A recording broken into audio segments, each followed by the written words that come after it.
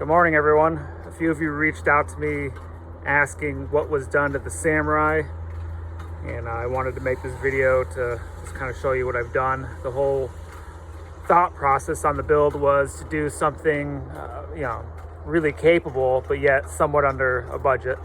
And I just kind of wanted to show you on this video what I've done. The main part of it is really the suspension, which is obviously key for flexing and whatnot. And I've tried a few different setups, and what I found that works best is the Dr. Z Ultimate YJ Conversion Kit. And what that kit includes up front here is all the brackets to mount the YJ springs, including these missing links, which are a big part of it.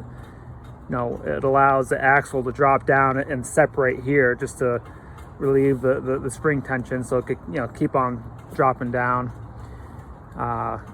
It obviously includes the brackets to mount to the axle, and you also have to weld on some stiffener plates, and it includes the shock tower, which anybody that has bought Dr. Z products, everything's super beefy on it, which is nice. And then it comes back to just brackets to hold the rear of the front spring. And the rear setup is pretty simple. There's no missing links or anything. It's just standard brackets. So nothing too fancy back there. What I have discovered with the actual YJ springs, I've tried, used YJ OEM springs. I tried some higher end springs from Old Man Emu and a few other brands. And what works best, surprisingly, is the really cheap Amazon ones. And I'll include a link to the specific ones I buy, but it's basically the cheapest springs I could find that are probably made in China or somewhere like that. And what I found is the cheaper springs, they just flex better because there's less of an arch to them. The steel is probably not as good. The nicer stuff was a little bit stiffer. So this means, usually every 2 years I'll have to replace the springs because they get so worn out that they're flat and basically no good anymore. Which is I'm okay with. Every 2 years we do wheel really hard. It's typically rock climbing, a lot of flexing on the springs. It's pretty hard on the springs. I will say this, on the road, it's, I wouldn't say it's a handful, but it's exciting, I guess is a good word for it. But okay, then for the shocks are your standard, I think they're ES 900 series, the really inexpensive white shocks that are probably made for quite a few different manufacturers. What I did, I tried to get the specs of the exact model number. I couldn't figure it out, but what I did, I flexed the Samurai and made a measurement of fully drooped down and fully tucked up to see what length stroke I have, and then I found a shock that had a little bit more in each direction, so it wouldn't ever bottom out the shock. And they've actually worked really well. I've had them, I don't know, probably 3-4 years now, and no problems whatsoever. And just to give you an idea, I mean, there's quite a bit of room here, and that's just how hard this thing flexes. That the inside of the wheel will actually rub against the shock. It doesn't dent it or anything, but it's pretty aggressive. All right, coming up to the front here, just to talk about the drivetrain. It's nothing special. It's a stock 91 EFI 1.3 for off-roading, plenty of power on the road. It's, your typical lifted Suzuki where you're just to the floor and it's cruise control at 65 basically. But it's been a super reliable engine. I I don't really have many modifications to it, other than a 95 amp one wire alternator. I do have a Toyota Prius power steering set up to it, which I highly recommend. It was pretty easy to install. Just got to make your own bracket for the bottom. There's already some videos on YouTube that you could look and find out how to do that, but it's definitely worth it if you're considering adding, I don't know if I'd call it power steering, but more power assist, but it definitely works pretty good. The transmission stock clutch. I have no clue how many miles are on the stock clutch, by the way, because it's what came in the Samurai when I bought it maybe 8 years ago, and it never really slips, never really been a problem. You'll hear a lot of guys saying that you need stage 2, stage 3 clutches. It's really not the case. If you have your gearing set up right, then the clutch isn't an issue. We'll go underneath here.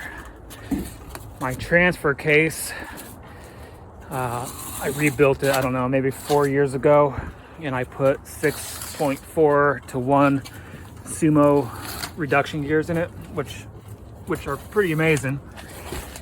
It, makes the crawling gear, first gear, unbelievable. I don't know. I'll be surprised if I could go 4 miles an hour with it.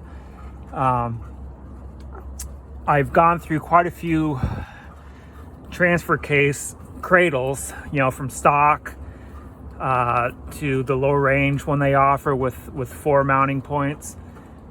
Anything that I discovered used stock transfer case mounts, those rubber pucks with threaded in each end, didn't work for me. They would break off. With the 6.4 to 1 reduction gears, it's pretty hard on the transfer case cradle. So what has worked for me so far is this Zoox off-road cradle, and what's nice about it is that they use different style bushings, and I'll provide a link so you can kind of see what's going on there. But that's what's worked best for me. They do offer a Zoox off-road heavy duty mount, which I have here, but I just recently broke, and I am going to go with a Dr. Z heavy duty transfer case mount, which is way nicer. I actually have it and I need to install it.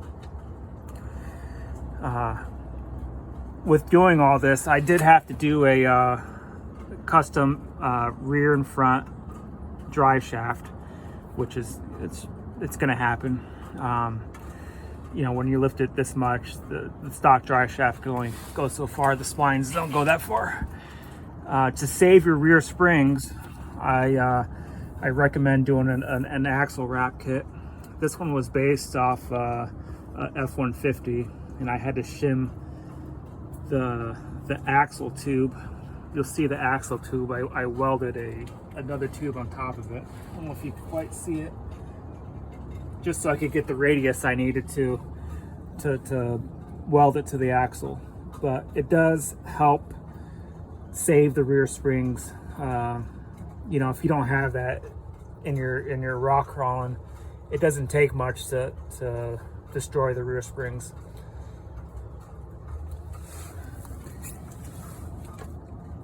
The rear axle, I see it's leaking a little bit right now. I probably need to reseal that. Stock gears, 373 gears. The rear has a mini spool. The axle shafts are stock. I run stock brakes as well. Never had an issue there too. In the front, obviously 373 gears. It does have the long field upgraded axle shafts with the 26 spline ends going to the third member. What's not budget about this front end is I do have an ARB air locker. I street drive this quite often, so that's why I went with the air locker. But if I didn't have it on the road, I would have gone with a lunchbox style locker, and I probably would have been happy with that. But seeing that I drive it on the street quite a bit, I just felt like it was more convenient to get the air locker, which is obviously a really nice piece, but it's pretty expensive.